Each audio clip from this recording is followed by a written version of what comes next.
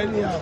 Ìgbà tí ọba tí ọba wà ṣúọ̀ ìgbà tó wà ní ó máa lọ fọwọ́ kàn wọ́n ní ó tètè pọ̀ ìgbà tó wà ní ìwà àmọ̀nà tó wà bẹ́ẹ̀ tí ọ̀rọ̀ wá lè tètè fi àwọn ọ̀pá àti àwọn ìgbà tí kò sí ó jọ máa wọ́n ìgbòrí kò sí ìgbà tó ń gbòrí ọdún wọn máa pàdé lẹ́yìn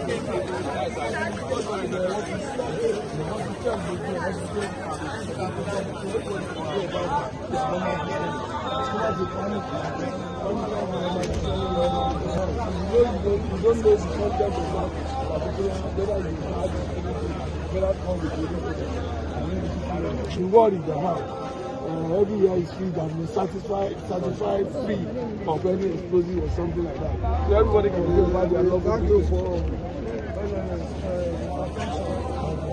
I know you have been doing ever before.